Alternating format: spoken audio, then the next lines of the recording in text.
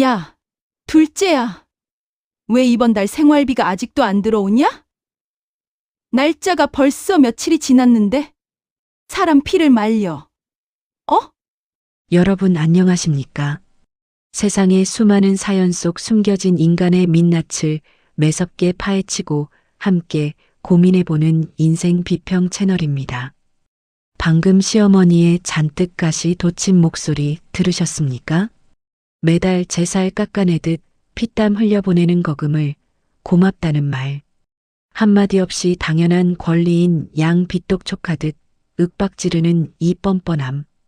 과연 이 생활비가 홀로 계신 늙은 시어머니의 밥상 위에 온전히 올라가고 있을까요?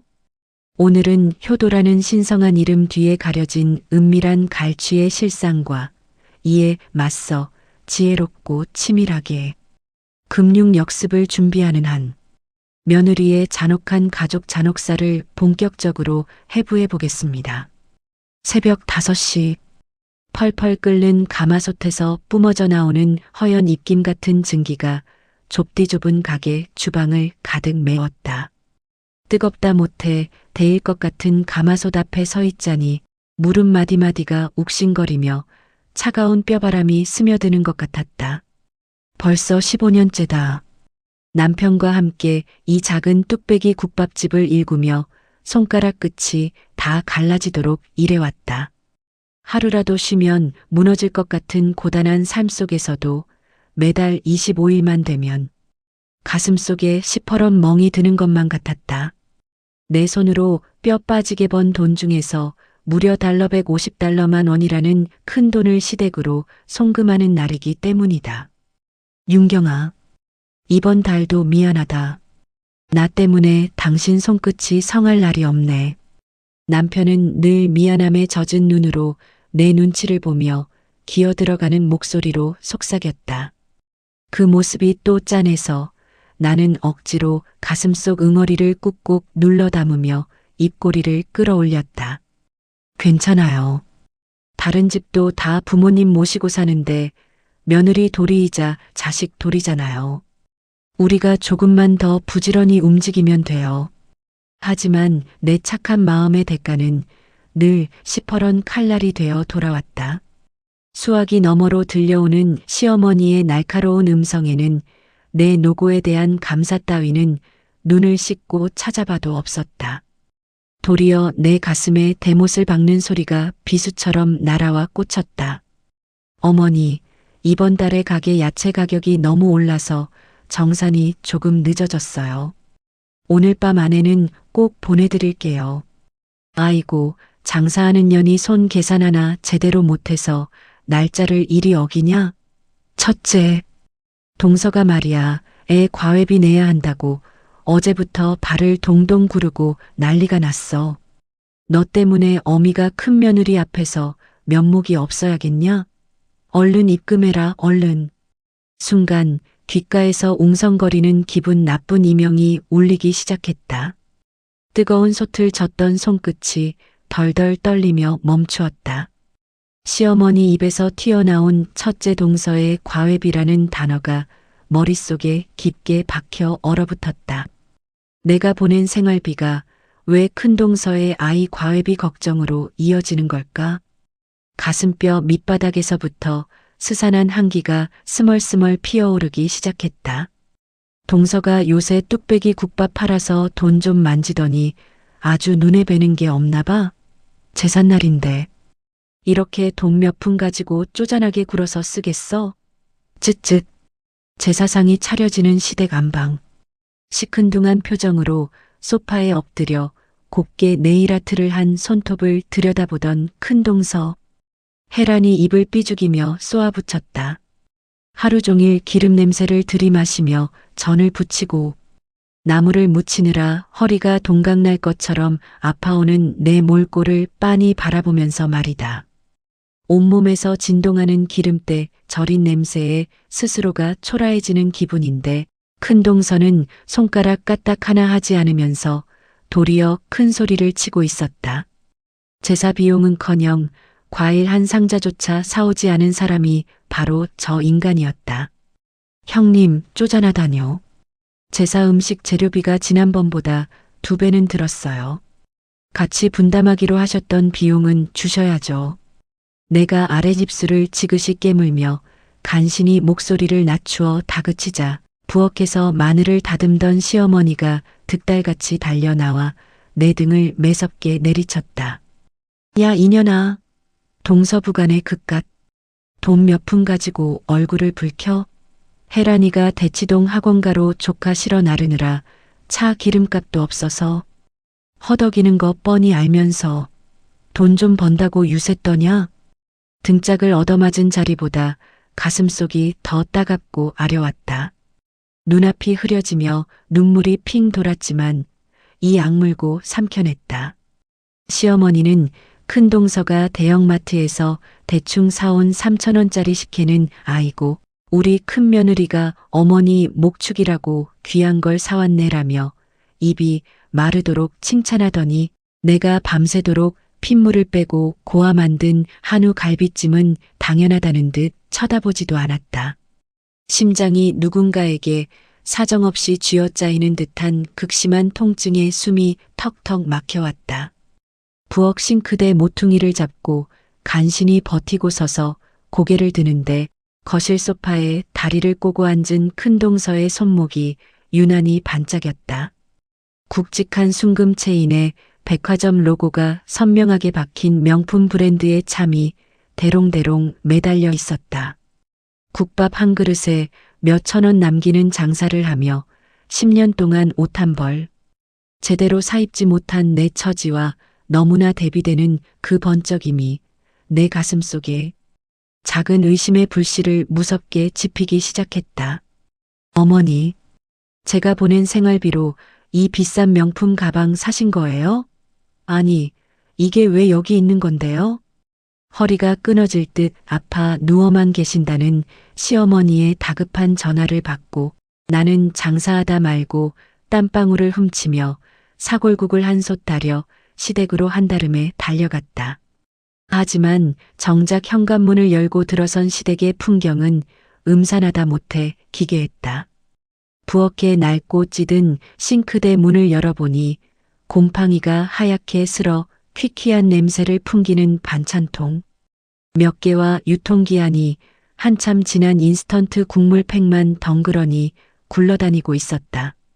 달러 150달러만 원이라는 큰 돈을 매달 받아가시는 노인의 냉장고라고는 도저히 믿을 수 없는 처참한 광경이었다. 바로 그때 안방 문이 열리며 콧노래를 흥얼거리는 목소리와 함께 큰 동서 혜란이 걸어 나왔다. 그녀의 한쪽 어깨에는 가죽 냄새가 채 가시지도 않은 얼핏 봐도 수백만 원을 호가하는 샤넬 명품 백이 번쩍이며 걸려 있었다. 어머, 동서 왔어?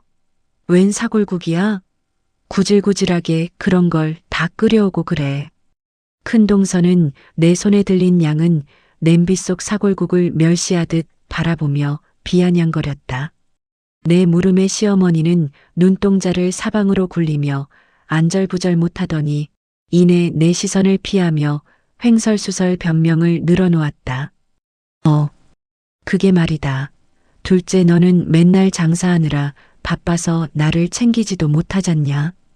그래서 우리 큰 며느리가 나 기죽지 말라고 동창회 갈 때 들고 가라고 사준겨. 내가 산 게 아니고 혜란이가 사준겨. 아유 어머니, 동서한테 구구절절 변명하실 것 없어요. 동서도 돈 아끼지만 말고 백화점 가서 이런 거 하나 사서 메고 다녀봐. 맨날 기름때 절은 앞치마만 두르고 있으니 장사꾼 티를 못 벗지. 아참, 동서는 가게 하느라 너무 바빠서 이런 명품 메고 갈 때도 없겠구나. 호호.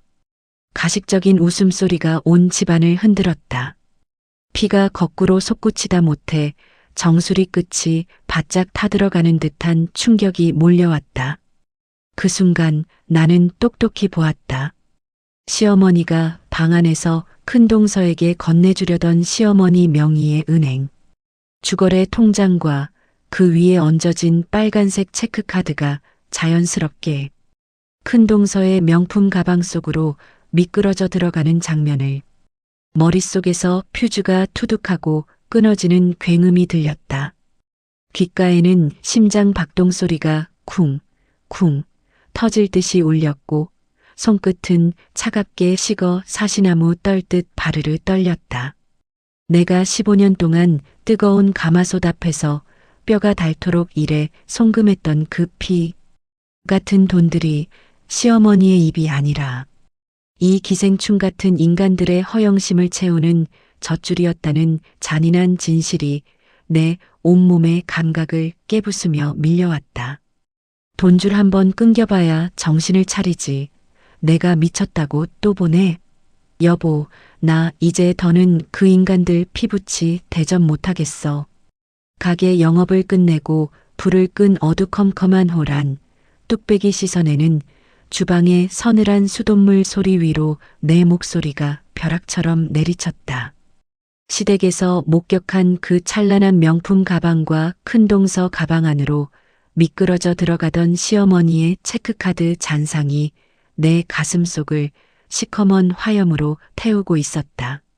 남편은 젖은 고무장갑을 벗지도 못한 채 넋이 나간 표정으로 나를 멍하니 바라보았다.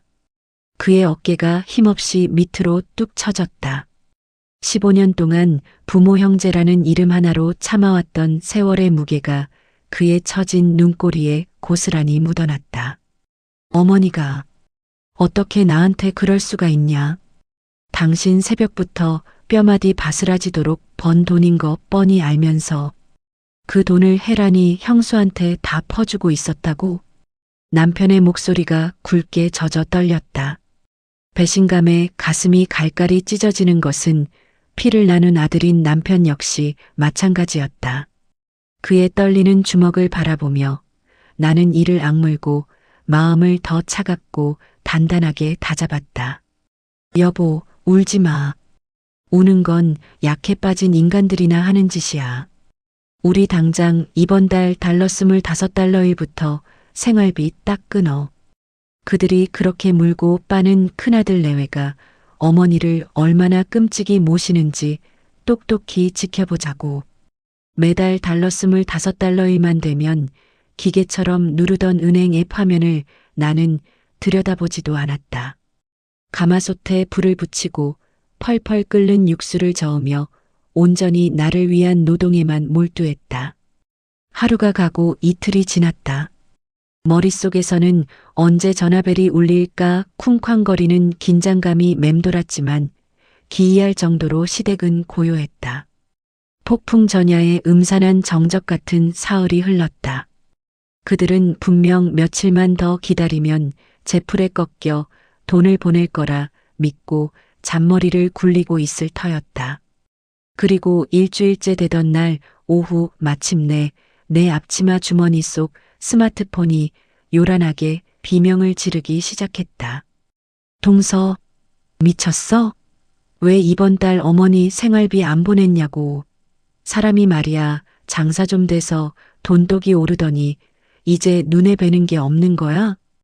예상대로 첫 연락은 시어머니가 아닌 큰동서 박혜란의 입에서 터져나왔다. 수화기 너머로 새어나오는 날카로운 고함 소리에 귀가 찢어질 것 같았지만 나는 도리어 입안에 차오르는 쓴웃음을 삼키며 수돗물을 틀어 뚝배기를 아주 정성스레 헹구어냈다. 차갑고 잔잔한 내 어조가 수화기를 타고 흘러갔다.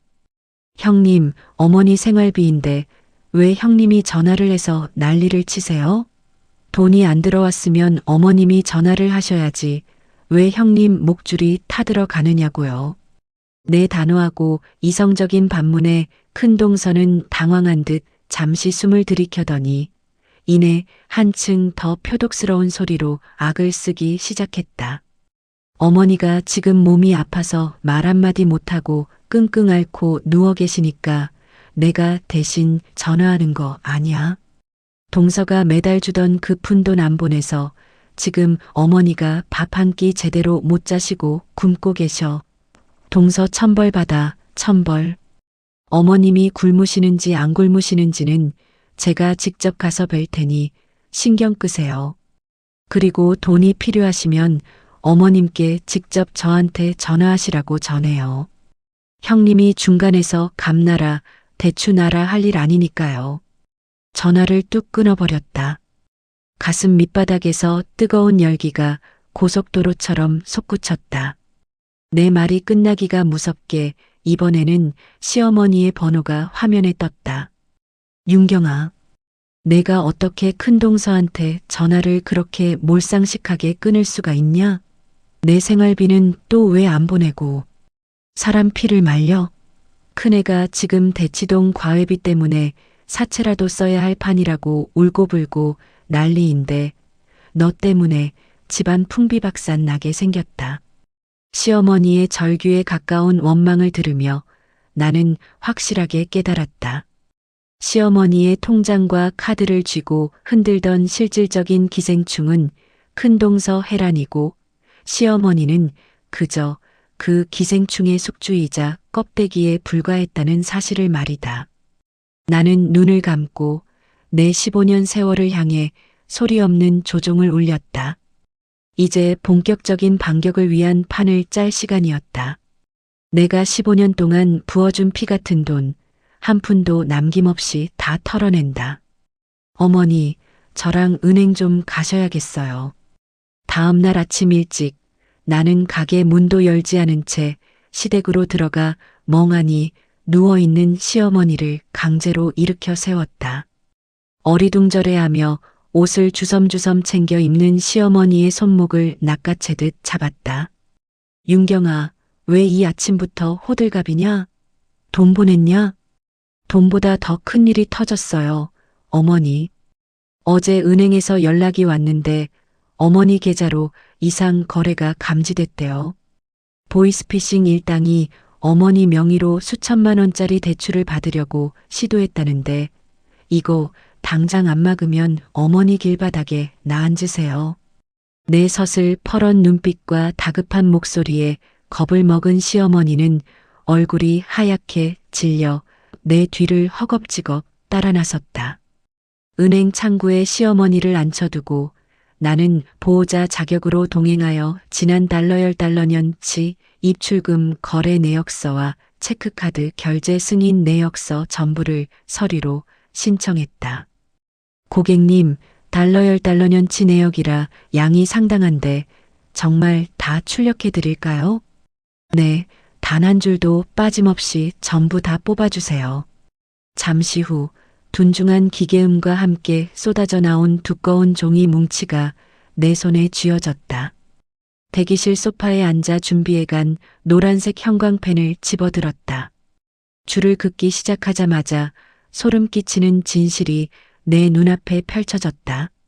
매달 달러 25달러일 내가 가게에서 손가락이 닳도록 일해 송금한 달러 150달러만 원이 입금되면 정확히 달러 10달러분 뒤에 박혜란이라는 이름의 계좌로 단 달러 한 달러 원의 오차도 없이 고스란히 이체된 내역이 빽빽했다. 그뿐만이 아니었다.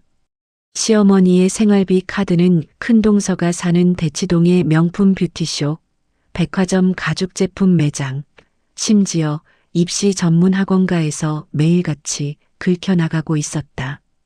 시어머니는 죄지은 어린아이처럼 손가락만 꼼지락거리며 눈을 질금 감았고 나는 사시나무 떨듯 떨리는 손으로 그 노란 줄들을 노려보며 다짐했다. 이 종이 조각들이 내년의 숨통을 끊어놓을 가장 확실한 교수형 밧줄이 될 것이라고. 어머니 통장 비밀번호 동서가 바꾼 거 맞죠? 이거 법적으로 아주 심각한 횡령입니다. 형님, 시댁 거실 한복판. 형광펜으로 노랗고 빨갛게 칠해진 두꺼운 은행 명세서 뭉치가 식탁 유리판 위로 쾅 하는 굉음과 함께 던져졌다. 안방에서 사과를 깎아 먹으며 얄미운 콧노래를 흥얼거리던 큰동서 혜란이 소스라치게 놀라며 거실로 튀어나왔다. 어머, 동서, 남의 집에 와서 무슨 행패야? 이게 다 뭔데? 이게 뭔지 가장 잘 아는 사람이 누구겠어요? 형님이 10년 동안 어머님 눈 가리고 내 피 같은 돈 가로채간 추악한 은행 장부예요. 식탁 위에 널브러진 서류의 시뻘건 밑줄을 본 큰 동서의 눈동자가 좌우로 사정없이 흔들렸다. 깎아놓은 사과를 들고 있던 그녀의 희고 고운 손끝이 미세하게 떨리기 시작했다. 시어머니는 내 매서운 기세에 억눌려 안방 문고리를 잡은 채 안절부절 못하며 기어 들어가는 목소리로 쉴드를 치려 했다. 예, 윤경아. 내가 큰애 쓰라고 그냥 준 거다. 내 돈 내 마음대로 내 자식 주는데 내가 왜 난리냐? 어머님 돈이요? 이건 어머님이 밥 굶지 마시라고 제가 매달 보낸 효도 자금이지. 큰동서 품위유지비와 조카 대치동 과외비로 쓰라고 보낸 돈이 아닙니다. 법적으로 목적 외 사용 및 기망에 의한 편취, 그리고 명예 도용에 의한 금융법 위반이에요. 횡령이라고요, 횡령. 횡령이라는 무거운 법적 단어가 거실 공기를 차갑게 얼려버렸다. 큰동서는 억지로 턱을 추어 올리며 바락바락 대들었지만 이미 그녀의 이마에는 땀방울이 송골송골 맺혀 있었다. 동서가 법을 알면 얼마나 안다고 으름장이야? 가족끼리 준 돈을 가지고 무슨 고손의 횡령인의 유세를 떨어? 참나 더러워서 진짜. 더러우면 그동안 처먹은 내 돈 다 뱉어내고 말해요. 10년 동안 가로채간 돈이 무려 달러 1억 달러, 달러 8,000달러만 원이야. 이거 한 푼도 남김없이 법대로 다 환수할 테니까 감옥 갈 준비나 하라고. 내 목소리에는 단 한 치의 망설임도 없었다. 서늘하게 굳어버린 내 얼굴을 마주한 큰동서의 안색이 순식간에 흙빛으로 변해갔다. 법대로 해요? 동서, 나 진짜 감옥 보내려고 작정했어? 어떻게 동서가 돼서 형님을 쇠고랑 채우겠다고 법원에 서류를 보내. 우리가 일하는 국밥집 문이 거칠게 열리며 큰동서 혜란이 비명에 가까운 소리를 지르며 들이닥쳤다. 그녀의 손에는 내가 법무법인을 통해 발송한 부당이득 반환 청구 소송 및 예금 채권 가압류 통지서가 붉은 낙인처럼 쥐어 있었다. 점심시간을 맞아 국밥을 먹던 손님들의 시선이 일제히 큰동서에게로 쏠렸다. 나는 뜨거운 육수가 담긴 뚝배기를 손님 테이블에 얌전히 내려놓은 뒤 천천히 앞치마를 벗어 의자에 걸쳤다. 수많은 시선 앞에서도 전혀 위축되지 않고 오히려 차갑게 가라앉은 눈빛으로 큰동서를 빤히 응시했다. 형님, 조용히 해요. 손님들 식사하시는데 어디 와서 행패입니까? 법대로 하겠다는 서류 받아보시니 이제야 사태 파악이 좀 되시나 보죠? 너 미쳤구나? 진짜 돈독이 올라도 유분수지. 가족끼리 어떻게 이럴 수가 있어? 어머니가 지금 내 행동 때문에 혈압이 올라서 쓰러지기 직전이셔. 큰동서는 식탁을 두드리며 동네방네 내 흉을 보듯 악을 썼지만 나는 꿈쩍도 하지 않았다. 오히려 식탁 위에 놓인 통지서를 손가락 끝으로 가볍게 툭 쳤다. 가족이요? 형님이 저를 단 한 번이라도 동서로, 가족으로 생각한 적 있으세요? 머리부터 발끝까지 내가 보낸 돈으로 치장하고 다닐 때 내 갈라진 손끝 보면서 쪼잔하다고 비웃던 사람이 누구였는데? 이제 와서 가족 타령이야? 너 진짜 끝까지 가겠다는 거지? 끝까지 가야죠. 형님이 10년 동안 어머님 이름 뒤에 숨어서 편취해간 달러 1억 달러 원이 넘는 돈, 법원 판결 나오는 대로 형님 네 집 가구에 빨간 딱지 다 붙여서라도 끝까지 받아낼 겁니다. 당장 내 가게에서 꺼져요. 손님들이 웅성거리며 큰동서를 향해 혀를 차기 시작했다. 아이고, 동서 돈으로 명품 가방 사고 다녔나 보네. 천벌을 받을 인간이네 하는 소청들이 가게 안을 가득 메웠다. 큰동서는 쏟아지는 야유를 견디지 못하고 얼굴이 시뻘개진 채 도망치듯 가게를 빠져나갔다. 뒤이어 시어머니로부터 울고불고 매달리는 전화가 빗발쳤지만 나는 가차없이 수신 차단 버튼을 눌러버렸다. 내 마음은 이미 시베리아 벌판의 얼음보다 단단하게 굳어 있었다. 동서, 제발 한 번만 살려줘. 나 진짜 길바닥에 나앉게 생겼어. 내가 다 잘못했어. 내가 미쳤었나 봐.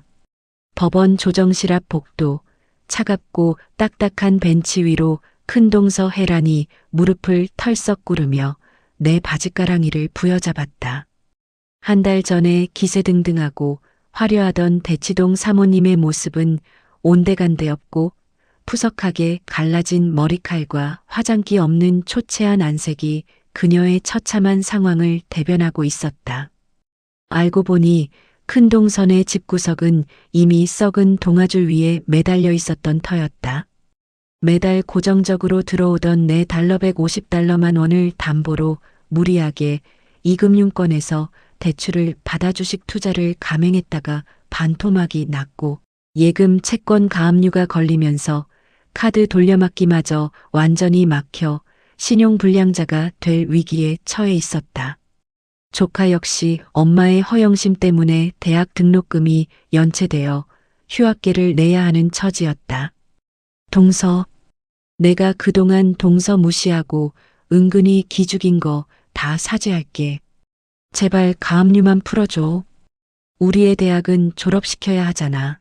응. 눈물 콧물 범벅이 되어 비참하게 매달리는 그녀를 보며 한때는 가슴이 약해졌을지도 모를 일이었다. 하지만 내 머릿속에는 15년 동안 새벽 5시에 일어나 얼어붙은 무릎을 부여잡고 차가운 국밥 그릇을 나르던 내 젊은 날들이 주마등처럼 스쳐 지나갔다. 동정심이 들어설 자리는 한 뼘도 남아있지 않았다. 나는 그녀의 손을 차갑게 뿌리쳤다. 자식 대학 보낼 걱정하는 사람이 남의 자식 피눈물 나게 일한 돈을 그렇게 가볍게 펑펑 쓰고 다녔습니까? 최종 합의 조건은 단 하나입니다. 나는 준비해 온 합의서를 눈앞에 들이밀었다. 형님이 편취해간 돈 중 당장 현금으로 돌려받을 수 있는 달러 5,000달러만 원을 즉시 반환할 것. 그리고 향후 시어머니의 모든 부양 의무와 부양비 청구권에서 나와 내 남편을 영구적으로 완전히 제외한다는 합의서에 도장 찍으세요. 싫으면 그냥 감옥 가시든가. 큰 동서는 덜덜 떨리는 손으로 펜을 쥐고 합의서에 도장을 찍었다. 도장이 찍히는 선명한 붉은 잉크를 바라보는 순간 내 목덜미를 15년 동안 짓누르고 있던 무거운 쇠사슬이 툭 하고 끊어지는 듯한 엄청난 해방감이 전신으로 퍼져나갔다. 남의 눈에 피눈물 흘리게 하면 제 눈에는 주먹만 한 피똥이 맺히는 법입니다. 법원 건물을 걸어 나오는 내 발걸음은 솜털처럼 가벼웠다. 파랗게 갠 하늘 아래로 불어오는 바람이 이토록 달콤하고 시원한지 미처 몰랐다. 욕심 가득했던 빌런들의 결말은 참혹했다. 큰 동서는 결국 빚을 감당하지 못해 살던 대치동 아파트를 금매로 처분하고 변두리의 좁은 월세방으로 쫓겨나 신용불량자 낙인이 찍힌 채 하루하루 빚쟁이들에게 쫓기는 신세가 되었다. 평생 큰아들 내외만 애지중지하며 둘째인 우리를 돈 나오는 자판기로 여기던 시어머니는 돈줄이 마르자마자 가토록 사랑하던 큰며느리의 모진 구박과 냉대를 이겨내지 못하고 결국 요양원으로 쓸쓸히 보내졌다. 반면 나와 남편은 더 이상 시댁에 헛돈을 빼앗기지 않게 되자 피땀 흘려번 가게, 매출을 고스란히 우리 부부의 든든한 노후 자금과 자식들의 미래를 위해 차곡차곡 모으기 시작했다. 거울 속 내 모습은 여전히 앞치마를 두른 국밥집 아줌마였지만 눈빛만큼은 그 어느 때보다 단단하고 평화롭게 빛나고 있었다. 시청자 여러분, 가족이라는 허울 좋은 쇠사슬에 묶여 내 피 같은 재산과 인생을 갉아먹히고 있으면서도 정 때문에 혹은 자식된 돌이라는 가스라이팅 때문에 묵묵히 참고만 계시지는 않습니까? 효도와 부양은 쌍방의 따뜻한 존중과 감사함이 밑바탕이 될 때 비로소 신성한 의무가 되는 법입니다. 한쪽의 일방적인 희생과 착취로 점철된 관계는 가족이 아니라 그저 불법 찬탈일 뿐입니다. 숫자는 절대로 거짓말을 하지 않습니다. 때로는 냉정한 통장 잔고와 숫자가 100마디의 눈물 젖은 호소보다 내 인생과 가정을 지키는 가장 단단하고 명확한 방패가 되어준다는 사실을 가슴 깊이 새기시길 바랍니다. 뿌린 대로 거두고 심은 대로 거두는 법. 타인의 뼈 아픈 희생을 가벼이 여긴 자들의 결말을 보며 오늘 하루 여러분의 가정도 건강한 선이 지켜지고 있는지 냉정하게 돌아보는 계기가 되시기를 바랍니다.